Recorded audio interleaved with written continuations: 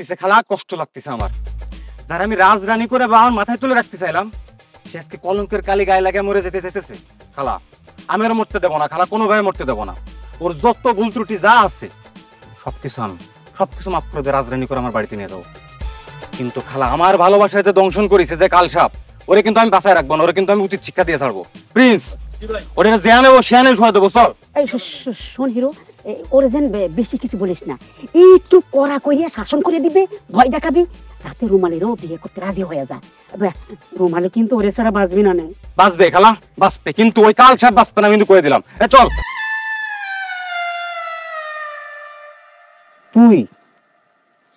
তুই এই হিরো মামুনের ভালোবাসারে কলঙ্কিত করে দিয়েছিস, তোরে যে আমি কি করব। এই প্লিজ মালটা দে তো। ভাই ভাই গুলি কিন্তু একটাই আছে। আরে ওর জন্য একটাই যথেষ্ট।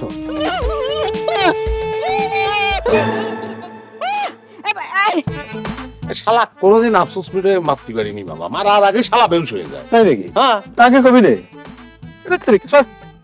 ভাই, বেটা হয়েছে পাড়ায় মেরে ফেলবানি। মালিক নিয়ে যা ভাই ভাই ঘোড়া রান্না নিয়ে যা।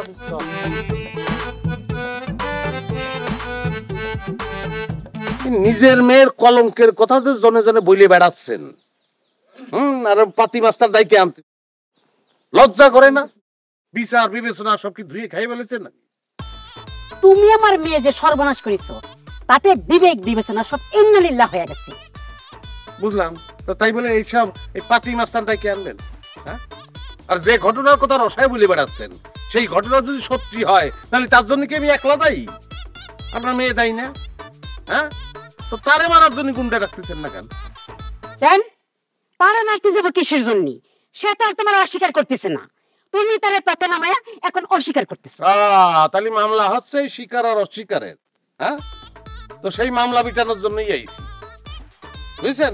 রুমালি না, তুমি আমার মেয়ের কাছে যাবে না। রে বাবা রে, যাত্রা গান বন্ধ করেন তিনি। আপনার মেয়ের যে ক্ষতি তা তো আমি করিয়ে ফেলেছি, তার কাছে গেলি কি না গেলি কি? সরেন দেরি।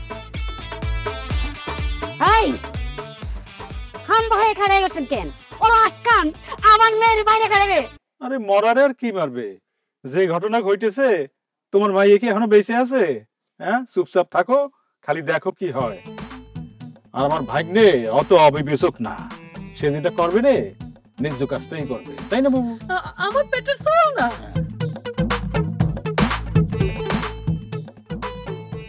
তোর যে বন্ধ করলি যে, তুই আমার নয় যে মিথ্যে কথাটা রটাইছিস, সেটা আমি সত্যি করবো। আমি মুন্ডায় কষছে।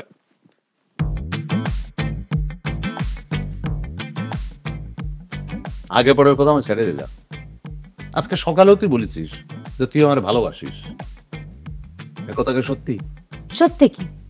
এটা আমার জীবনের সবচেয়ে বড় সত্যি। কি হলো, তোমার বিশ্বাস আসছে না? তোরা খুব ভালো করে জানিস যে দক্ষিণ পাড়ার আসমার সঙ্গে আমার একটা ডাকাইতে প্রেম ছিল। দুজনটা খুব করে ভালোবাসতাম। আমাদের দুজনের অনেক স্বপ্ন ছিল, অনেক আশা ছিল, অনেক আকাঙ্ক্ষা ছিল। কিন্তু আমেরিকা যাওয়ার লোভে আমার ভালোবাসার বুকে পাড়া দিয়ে আসমা অন্য একটা ছেলের বিয়ে করে নেয়।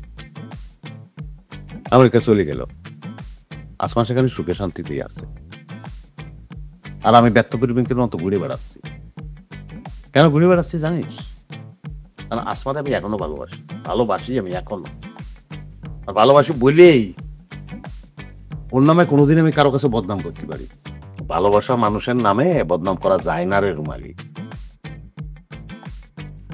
আচ্ছা, আমি ভালো না আসলে তুই তো আমার ভালোবাসিস, তো তুই যদি আমার ভালোবাসে থাকিস তাহলে আমার নামে এরকম একটা বদনাম তুই কিরম করে করলি? তুই তো ভালো করে জানিস, আর কেউ না জানো যে কথাটা ডাহা মিথ্যে, জানিস না তুই?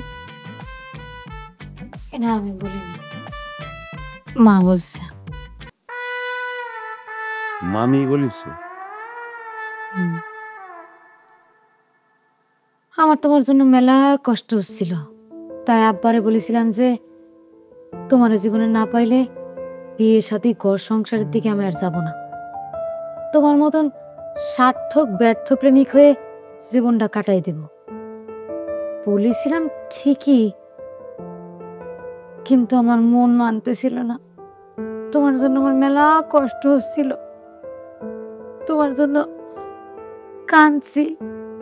কাঁদতে কাঁদতে মারে বললাম যে তোমারে যদি না পাই হয় বিষ খাবো না গলায় ফাঁসি দেব। মা আমারে বাঁচানোর জন্যই এই সমস্ত মিথ্যা কথা মানুষের কাছে বলছে, যাতে তুমি আমারে বিয়ে করতে বাধ্য হও। আচ্ছা, মামি বলিছে তুই মামির কথা সাই দিছিস কিসের জন্য? তুই একবার ভাবলি না তোর এই কথার জন্য মার কাছে মামুর কাছে আমি কতটা ছোট হয়ে গেলাম? কিন্তু তুমি এটা তো করোনি। তো সেটা তো আমারও বললেই হবে না, তারা তো মিথ্যাটা সত্যি মনে করে বসে আছে।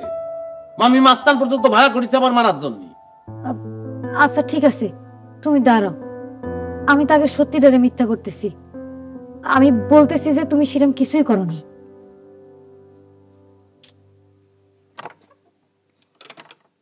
এই কি গেট খুললে না কেন? মনে হইতেছে বাইরে থেকে বন্ধ। বাইরের তো বন্ধ মানে?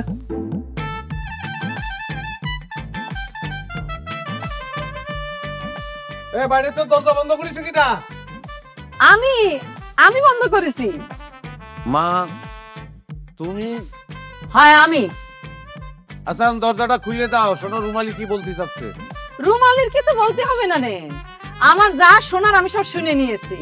আমার সোনার টুকরো ছেলেরে নিয়ে এত মিথ্যা কথা কবে? হ্যাঁ, মা হয়ে আমি কি সেটা মেনে নিতে পারি? আরে রুমালের মায়ের যখন চাপি ধরেছি সে গড়গড় করে সব সত্য কথা আমার কয়ে দিয়েছে। তাহলে দরজা বন্ধ করেছো কেন? আরে বাবারে, তোর জীবন বাঁচাতে। জীবন বাঁচাতে? কি বলতেছো, মানে কি ও মা? আরে মানে হচ্ছে গিয়ে, এই রুমালি বলো ফুপু। এই তুই যে কাইতে কাইতে আল্লাহর তিরি দিয়ে তোর মায়ের কাছে যা যা কয়েছিস বল দিনি। ফুপু বলেছি তারে যদি এই জীবনে আমি না পাই। ফুপু তারে বলছি, কিন্তু আমি তোমার সাউন্ডে বুঝাচ্ছি। আরে বাবারে, এত ব্যাখ্যা দেওয়ার কোনো দরকার নেই, যেটা কয়েছিস পুরোটাই ক। মারে বলেছি যে তারে যদি এই জীবনে আমি না পাই, আল্লাহর কিরে এই জীবন আমি রাখবো না, হয় ফাঁসি দিব নয় বিষ খাবো। আমি যে আমার জীবন বিসর্জন দিব। তুই কি এটা কথার কথা কয়েছিস নাকি সত্যি এরম করবি? সত্যি আমি এরম করব, এই জীবন আমি রাখবো না, আল্লাহর কিরে। ও নাজমা, সত্যি সত্যি যদি তোমার মেয়ে এরম করে তাহলে পরে তুমি কি করবা? হ্যাঁ, আমি আল্লাহ কিরা কেটে করছি, তোমার সওয়াল রে আমি ফাঁসি তকলিয়া যাব। আমি তো আমার সওয়াল রে ফাঁসিতে ঝুলতে দিতে পারি না, আমার একটা মাত্র সওয়াল। আরে বাবারে, তোর হারে আমি কি বাঁচতে পারবো? হ্যাঁ, না না না না। আরে বাবারে, আমি তো সেই জন্যই তোরে বাঁচাতে এই বাইরে থেকে দরজাটা বন্ধ করে রেখেছি, যাতে করে তুই ওই রুমালির কাছাকাছি থাকতে পারিস। তাইলে তো ওই রুমালিও তার জীবন আর বিসর্জন দেবে না নে, আর আমারও সন্তান হারা হতে হবে না নে। হ্যাঁ, আমি মেলা বুদ্ধির কাজ করেছি নে। খুব বুদ্ধির কাজ করেছো, দয়া করে দরজাটা খুলে দাও। নিশ্চয় খুলবো, নিশ্চয় দরজা খুলে দেবো। তার আগে তো রুমালির সঙ্গে তোমার কলামাটা পরে নিতে হবে বাপ। অসম্ভব, সেটা আমি কোনোদিনই পারবো না। তাহলে পরে আমিও দরজা খুলবো না। মা এখন বিষয়টা কিন্তু বাড়াবাড়ি হয়ে যাচ্ছে। তাহলে পরে আমার আর কিছু করার নেই। রুমালি, তোর ব্যাপারটা তো আমি কিছু বুঝতে পারতেছি না রে। আরে তুই হাওলাদার বাড়ির মেয়ে হয়ে, হ্যাঁ, একটা বেটা ছাওয়াল হাতের মুঠোয় আনতে পারতেছিস না? হ্যাঁ, তুই তো বংশের মুখে চুনকানি দিচ্ছিস, আমার বাপ দাদার নাম ডুবাচ্ছিস তুই। কি করবো কো? তোমার সাউল তো খালি ব্যাং মাছের মতো পিস লাগছে। আরে হাতে সাইমাই খেলে তোর জীবনকে ও যাতে কোনোভাবে পিছলাই যাইতে না পারে, এইটা আমার হুকুম। শুনিছো ফুপু আমারে কি অর্ডার দিছে? এন্ড ফুপুর বাধ্য চাওয়ালের মতন আমার হাতে আসবা নাকি সাইমা খাই নেব? এই খবরদার, উল্টো পাল্টা কথা বলবি না। মা তোরে আশকারা দিয়ে মাথায় তুলিছে, তুই ভুলে যাচ্ছিস যে আমি তোর বড় ভাই। জ্ঞান বুদ্ধি হওয়ার পরতে আমি তোমার ভাই হিসেবে মানতেই পারিনি, বহুবার চেষ্টা করেছি, পারিনি। আমার মনে হয় যে তুমি আমার জন্ম জন্মান্তরের সাথী, আমার জন্মই হয়েছে তোমার জন্য।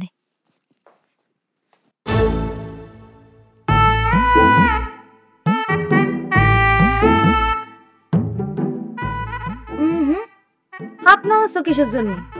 এই হাত হয় আজকে আমারে মারবি, না সারা জীবনের জন্য আমার আপন করে নিবি।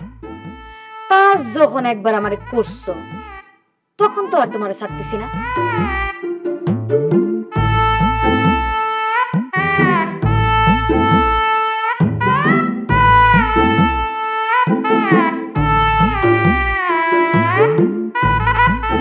এটা ঘটনার পরেতে আমার এইম ইন লাইফ ছিল যে আমি একটা সার্থক ব্যর্থ প্রেমিকের মতো জীবনটা কাটায় দেব। তুই রুমালি ছলে বলে কলে কৌশলে আমার মার সাথে যুক্তি বুদ্ধি করে আমার সেই পথ থেকে পথভ্রষ্ট করে এই বাসর ঘর পর্যন্ত টাইনে আনবি। না না, এই কাজটা কিন্তু ঠিক করিস নি। আমি তো এটা সারা জীবন মনে রাখবো। কি হলো এমন কথা করছিস টাকা? সারা জীবন তো পটর পটর পটর পটর করে আমার কান ঝালাপালা করে দিচ্ছিস।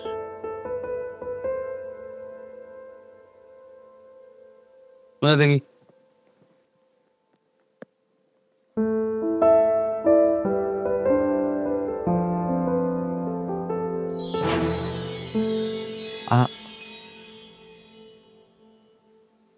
কি হবে?